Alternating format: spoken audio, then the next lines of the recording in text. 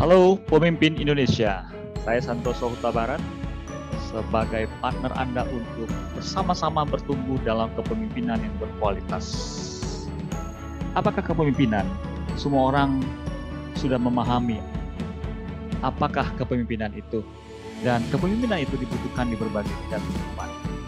Tapi mari kita coba lebih mendalam lagi dalam praktek kepemimpinan kita untuk kita bisa menghasilkan kualitas kepemimpinan yang sangat berkualitas tinggi dan berkesinambungan.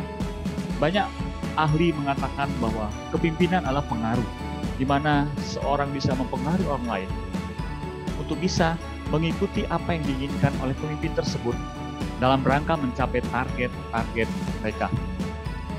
Tetapi hari ini saya akan menyampaikan satu hal yang lebih dalam daripada itu. Kepemimpinan adalah berbicara bagaimana kita mengelola respons yang ada pada kita dan juga mengelola respon yang ada pada orang-orang yang kita pimpin. Baik anak-anak, tim kerja, atau komunitas-komunitas sosial lainnya.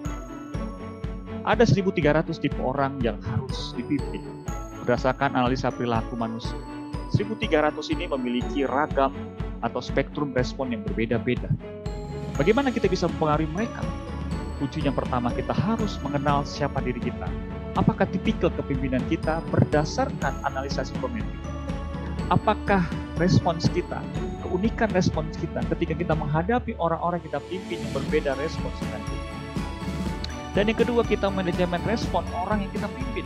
Ketika kita mengenal tipikal orang yang kita pimpin berdasarkan analisa psikometrik, maka kita akan mudah melakukan kepemimpinan dan mempengaruhi mereka, yaitu dengan cara kita mengelola respons. Ini akan sangat terasa ketika kita memimpin satu tim, memimpin anak-anak di rumah, memimpin tim kerja, tim komunitas. Ketika kita mengenal tipikal orang-orang kita pimpin dengan sangat akurat, dengan keakurasian 92% lebih, kita akan bisa melihat respons mereka ketika mereka tidak bisa dipimpin, atau ketika mereka bisa dipimpin, kita akan melihat potensi-potensi kritis. Ketika kita memahami, maka kita sebagai pemimpin akan bisa mengelola respons mereka, dan kita akan bisa mempengaruhi mereka. Ada 3 pusat pengaruh sebagai seorang pemimpin, Bapak Ibu sekalian. Yang pertama, yaitu dari lapisan paling luar, disebut dengan karisma. Karisma bicara tentang kemampuan dan pengalaman. Seorang pemimpin yang sukses, dia harus do something and many things. Dia harus kasih teladan bagaimana membuat planning, bagaimana melakukan pencapaian target dengan baik.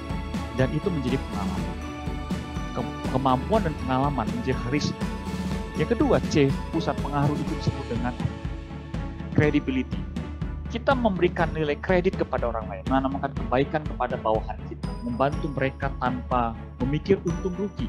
Kita investasikan kebaikan kepada mereka tanpa batas. Nah, ketika kita datang untuk membutuhkan mereka, maka mereka akan cepat menanggapi.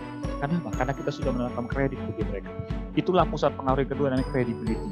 Yang terakhir, karakter.